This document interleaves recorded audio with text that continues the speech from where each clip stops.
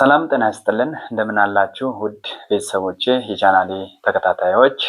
እንግዲህ ዛሬ እንደተለመደው በአዳዲስ ቪዲዮ መጥቻለሁ። እስከ ቪዲዮ መጨረሻ ድረስ እንድትከታተሉ እየጋበዝኩ ለቻናሉ አዲስ የሆናችሁ ቻናሉን ሰብስክራይብ፣ ላይክ፣ ኮሜንት እያደረጋችሁ እንዲሁም ሼር በማድረግ እንድትተባበሩ እየጠየቅኩኝ ዛሬ ወደ አዘጋጀሁት ቪዲዮ ቀጥታ ወስዳችኋለሁ። ይህን ቪዲዮ አይተን እንመለስ። ማርያም ደካማ ናት። ማርያም ደካማን የምታቅናት። ይህን ቪዲዮ ማርያምን የሚወድ ብቻ ላይክ፣ ኮፒንግ፣ ሼር ያድርግ።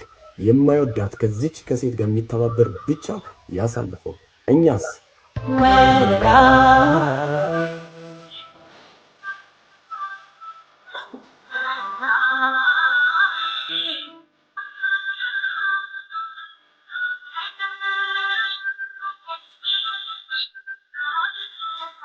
ማወደስ ነው ያለብን እናታችን ቅድስት ድንግል ማርያም።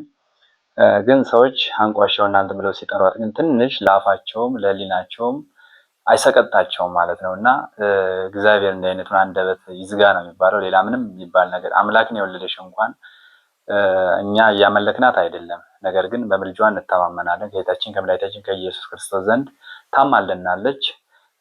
የጽድቅ መንገዳችን መሰላላችን ነች እና ማርያም እናቴ ቅድስት ድንግል ማርያም ክብር ለሷ ይሁን። የሚጠሉሽን ሁሉ ወደ ሲኦል ይወርወሩ ማለት ነው። የአንድን ንጉስ እናት እንኳን በክብር እንጠራታለን አይደል?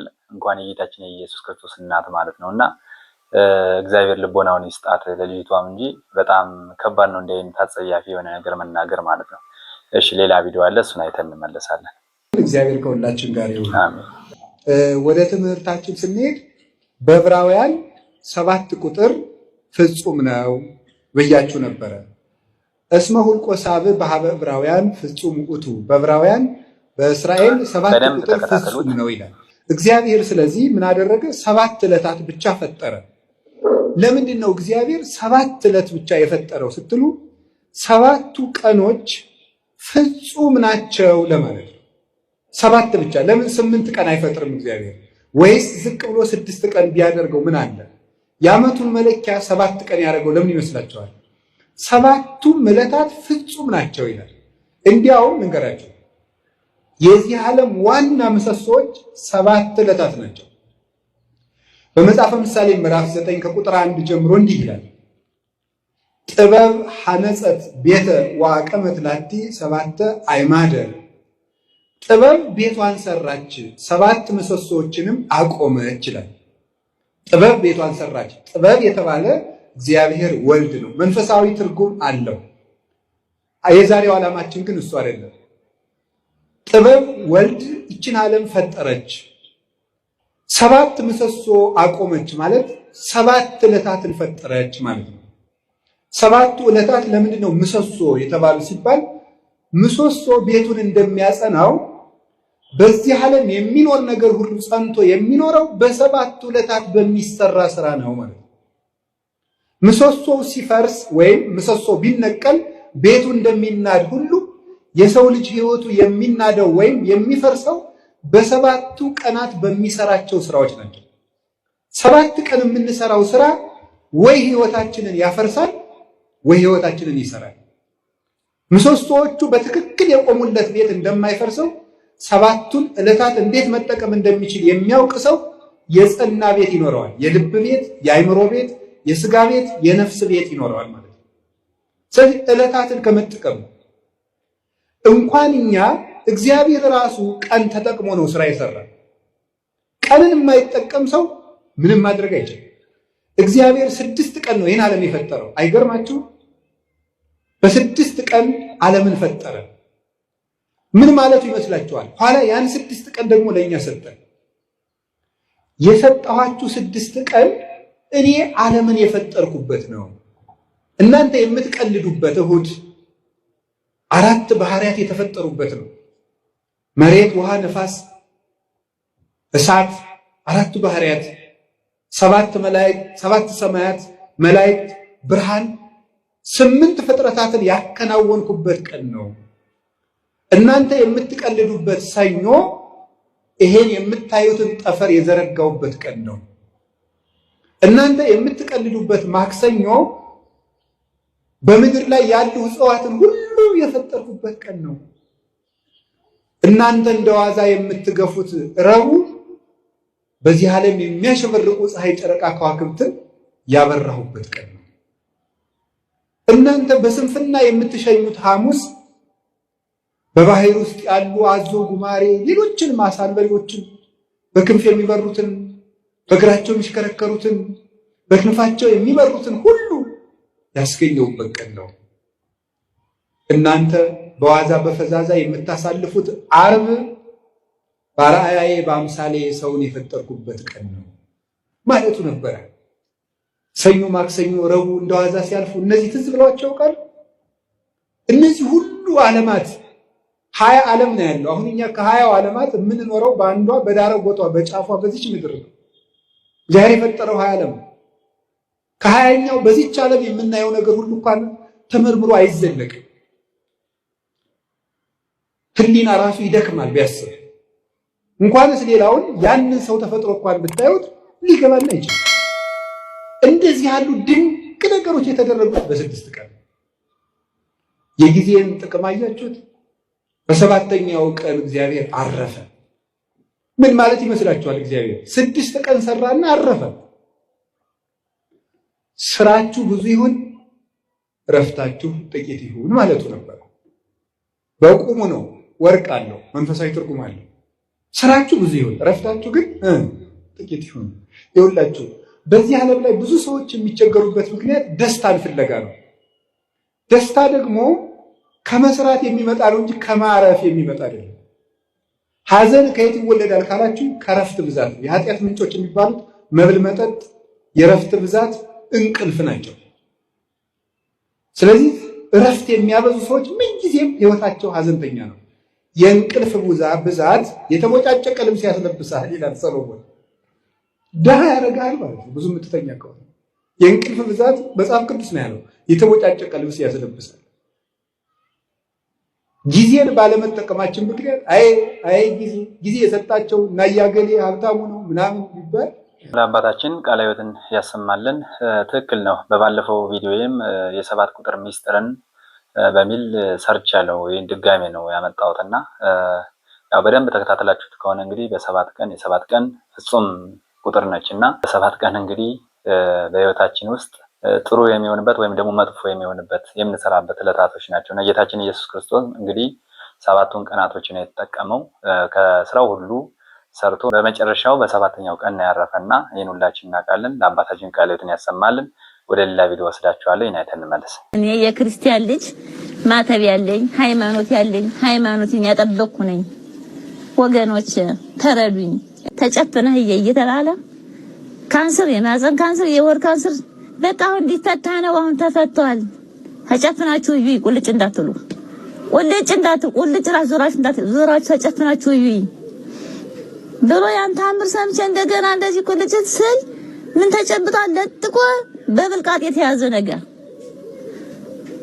በብልቃጥ ጨብጠው ሳይ በራፍ በዘበኛ ነው ቁማ ላይ አሳልፉኝ እስቲ ስል አታልፊም፣ ትቆያለሽ። አይ ልጄን ሽንቱን መጥቶታል ላወጣው ነው ብዬ እኔ በዛው ሾልኬ መጣሁኝ። እነሱ ማተባችሁን ቁረጡ፣ እንደኛ ታልሆናችሁ ስጦታን አንሰጣችሁም ነው ያሉ። እንደኛ ታልሆናችሁ ስጦታ አንሰጥም። በባለፈው ሲሆን ሰምታችሁ ይሆናል። በባለፈው እንትን ዘግንኖኛል። እንዴት መሰለ እንደ ጎረቤትም እዚህም እየሄዳችሁ እየተባለ ስለሆነ እኔ ለመተው ቢርበኝ ቢጠበኝ ለምኜ ብበላ ይሻለኛል። እንደዚህ አይነት ነገር እንትን ከምለ ማለት ነው። እናም እኔ የሚያግዘኝ ካገኘው እንደገና ደግሞ ሌላ ስራ ካገኘው እኔ እተዋለሁ። እኔ ልጄ ሲወርድ በድንጋጤ ነው የወደቅኩ። ልጄን ላነሳ ልጄን ግብኛ ቦታ ወደቀብኝ። ታለ ስራዬ ወስጄ ልጄን ግብኛ አደረኩት ብዬ ነው በድንጋጤ ተሸረኩ እንጂ እኔ ለዚህ እምነት የለኝም። ወገኖች በየተለበጁም በየስልኩም በየሁሉ የምታዩት እኔ የክርስቲያን ልጅ ማተብ ያለኝ ሃይማኖትን ያጠበቅኩ ነኝ። ወገኖች ተረዱኝ። እኔ በድንጋጤ ልጅ ደካማ ልጅ ስለያዝኩ ነው። የወለደም ያውቀዋል፣ ልጅ ያለውም ያውቀዋል። እኔ በዚህ ጉዳይ እንጂ ጤንጤ አይደለሁም። ሃይማኖቴ በጣም የጠነከረ ነው። ሃይማኖቴ ብርቱ ነው። ለምን ጦሜን አላድርም አልከርምም። ለምን ራብስ የማይገለኝ በእርዳታ ሰጣለን ስም የተሰባሰቡት እነዚህ ግለሰቦች ትላንት ሲያደርጉት የነበረውን የተላላኪነት ሴራ ዛሬም ማህተባቸውን ሳይፈቱ ነጠላቸውን ሳይቀይሩ ጌታን ተቀብለዋል ሲሉም እርዳታን መስጠት ሲሉ የሰበሰቡትን ህዝብ ስለ ሃይማኖቱ ሊያስተምሩት ይሞክራሉ። አለፍ ሲልም ህዝቡ ኢየሱስን ተቀበለ ሲሉ ከናንገት ማህተቡና ከነነጠላው ቀርጸው ያስተላልፋሉ። ታሪካዊቷ ጎንደር ያስተናገደችው ይህንኑ ድራማቸውን ነው።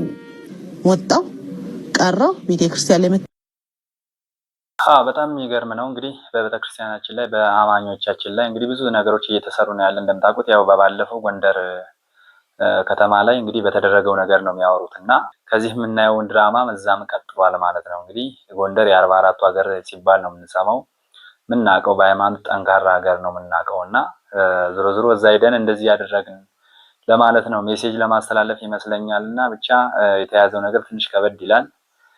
እግዚአብሔር ብቻ አላቅም እንዴት እንደምንሆን አላቅም። እንግዲህ ህዝቡን እያታለሉት ነው በተለያየ መልኩ ማለት ነው።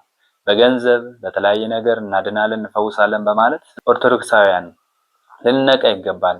የምናውቃቸውንም የማናውቃቸውን ልናስተምር ይገባል በምናውቀው ልክ ማለት ነውና ከነዚህ አይነት ፈተና ይሰውረን። ወደ ሌላ ቪዲዮ ወስዳችኋለሁ። ስጡ መንግስተ ሰማያት ትገባላችሁ ስለተባሉ ከበር ነው የሚዘሩት። ዘርዝረው ነው ራሱ የሚሄዱት። የኔ ቢጤውን ጠቅላላ ነው የሚሰጡት። ቀላል ይዘረዝራል። እዚህ ደግሞ ገብታችኋል ስለተባሉ አስቀምጠው ነው የሚመጡት። በምጽአት ቀን ጌታችን ኢየሱስ ክርስቶስ እንዲህ ሲል ይጠይቀናል። በማቴዎስ ወንጌል ምዕራፍ 25 ከቁጥር 35 ጀምሮ እንደዚህ ይለናል። ተርቤ አብልታችሁኛል፣ ተጠምቼ አጠጣችሁኛል፣ እንግዳ ሆኜ ተቀብላችሁኛል፣ ታርዤ አልብሳችሁኛል። ቁጥር 40 ላይ እንደዚህ ነው። ንጉሡም መልሶ እንዲህ ይላቸዋል፣ እውነት እውነት እላችኋለሁ በእኔ ካመኑ ከእነዚህ ታናናሾች ወንድሞች ለአንዱ ያደረጋችሁት ሁሉ ለእኔ እንዳደረጋችሁት ነው ይላል። በተጨማሪ የዳዊት መዝሙር ምዕራፍ 112 ከቁጥር 9 ጀምሮ እንደዚህ ይለናል፣ በተነ ለችግረኞችም ሰጠ፣ ጽድቁም ለዘላለም ይኖራል ይለናል። ይቆየን። ጌታችን ኢየሱስ ክርስቶስ ብሏል፣ ብራብ አብልታችሁኛል፣ ብጠማ አጠጥታችሁኛል፣ ብታሰር አስፈታችሁኛል፣ እንዲሁም ደግሞ ብታረዝ አልብሳችሁኛል። ያው ለአንዱ ያደረግናት እንግዲህ ለሱ እንዳደረግን ቁጥር ነውና ይህን ሰዎች ሳያውቁ ደግሞ ብዙ ነገር ይናገራሉ። ለነሱም እንግዲህ ልቦና ይስጥልን ነው የሚባለው፣ ሌላ ምንም አይባል። ለወንድማችን ቃላት ያሰማልን። ወደ ሌላ ቪዲዮ ወስዳችኋለሁ። ተመሳሳይ አይነት ነገር ያለው ነው። የሚሰገድለት እግዚአብሔር ብቻ። አብርሃም ለመላእክት ሰግዷል፣ ሎጥ ለመላእክት ሰግዷል፣ ኢያሱም እንዲያርጓል፣ ሙሴም እንዲያርጓል እያልክ የብሉይ ኪዳን ዘመን ገና ልጅነት ሳይመለስልህ በክርስቶስ ኢየሱስ በአብ ቀኝ ሳትቀመጥ የነበረበትን ዘመን ታሪክ እያነሳ አሁንም እግዚአብሔር ልጆች ለፍጥሯን እንዲንበረከኩ ለማድረግ የምትሞክረው ሙከራ ማቆም ነው ያለብን። የሐዋርያት ሥራ ምዕራፍ 16 ከቁጥር 29 ጀምሮ እንደዚህ ይለናል። ጥያቄን በመልስ ማለት ነው። አምጥቶ እየተንቀጠቀጠ ወደ ውስጥ ሄደና ለጳውሎስና ለሲላስ ወድቆ ሰገደ። ወደ ውጭም አውጥቶ ጌቶቼ እንድድን ዘንድ ምን ላድርግ አላቸው። እርሱም በጌታችን በኢየሱስ ክርስቶስ እመን፣ አንተና ቤተሰብም ሁሉ ትድናላችኋል።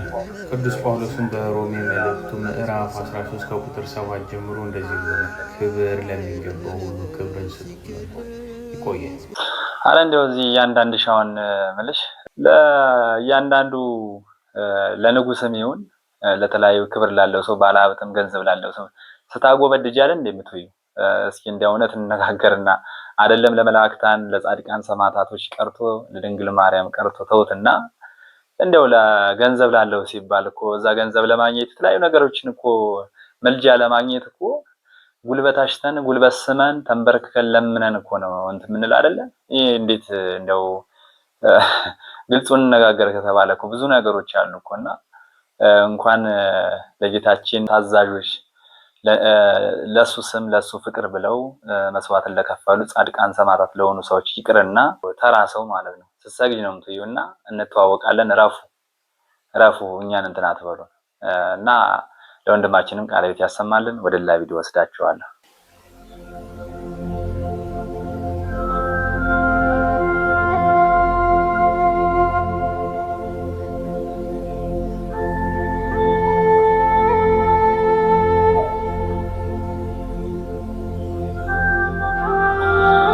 እንግዲህ እንደምታዩት ጣና ነው።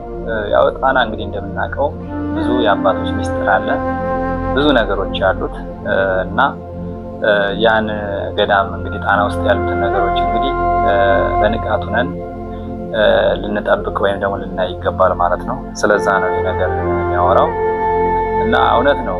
አንዳንድ ነገሮች ሲታይ በጣና አካባቢ ላይ የሚደረጉ ነገሮች በጣም ብዙ ነገሮች አሉ። እንግዲህ እዛ ላይ በጥናትም በምንም እንግዲህ ሲያረጋግጡት ያው የገነት ዛፍ እንዳለች እና ገነት እዛ አካባቢ እንደሆነ ነው በባለፈው ሲገለጽ የነበረውና ዞሮ ዞሮ እንግዲህ አውሬው ነው የሚባለው አይኑን ወደዛ ወደ ጣና ላይ ነው ያደረገ ያለውና እንግዲህ እግዚአብሔር አምላክ እንግዲህ የመጣብንን አውሬ እንግዲህ ሽባ አድርጎ ይመልስልን ነው። ሌላ የሚባል ነገር የለም እና ያው ሁላችንም በንቃት ሆነን ልንከታተል ልንጠብቅ ይገባል ማለት ነው። ወደ ሌላ ቪዲዮ ወስዳቸዋለሁ። ንስሐ ሳትገቡ ጠበል የምትጠመቁ ሰዎች በደንብ አድርጋችሁ ስሙኝ። ንስሐ ሳንገባ ጠበል መጠመቅ እንችላለን ወይ እያላችሁ ነው። ይኸውላችሁ ጠበል የሚመለከተው የሥጋ ፈውስን ነው። የሥጋ ፈውስን ነው ማለት ስንጠመቅ የምንፈወሰው በምናችን ነው? ሥጋችን ነው የሚፈወሰው ከደዌ ማለት ነው። የሚፈውሰን ከምንድን ነው? ከደዌ ሥጋ ነው የሚፈውሰን። ስለዚህ ንስሐ ደግሞ የሚመለከተው ነፍስን ነው። የነፍስ ጉዳይ ነው ንስሐ የሚመለከተው። ስለዚህ ንስሐ ባንገባም ጠበል መጠመቅ እንችላለን። ንስሐ የነፍስ ጉዳይ ነው፣ ጠበል ደግሞ የሥጋ ደዌ ጉዳይ ነው ማለት ነው። ሁላችሁም እስኪ አምላኬ ሆይ ፈውሰኝ፣ ቅዱስ ዳዊት ወፈውሰኒ እስመ ተሃውከ አዕጽምትየ አጥንቶቼ ታውከዋልና ፈውሰኝ ይላል። እስኪ እናንተም አምላኬ ሆይ ፈውሰኝ። አባታችን እዚህ ላይ እንግዲህ ጠያቂዎች እንዴት ግራ እንደተጋቡ ባላቅም ያው ንስሐ ተቀብለን ጸበል የምንወስደው ነገር የለም እስከማቀው ድረስ ማለት ነው። ያው ምንድነው ይሄ ስጋው ደግሞ ለመውሰድ ካልሆነ በስተቀር ማለት ነውና ለአባታችን በደንብ አድርገው ያብራሩን፣ ቃለ ሕይወት ያሰማልን። እንግዲህ ቤተሰቦቼ የዛሬው ቪዲዮ ይህን ይመስል ነበረ። በቀጣይ በአዲስ ቪዲዮ እስከምንገናኝ የተሰናበትኳችሁ። ለቻናሉ አዲስ የሆናችሁ ቻናሉን ሰብስክራይብ፣ ላይክ፣ ኮሜንት እያደረጋችሁ እንድታልፉ በእግዚአብሔር ስም ጠይቃለሁ።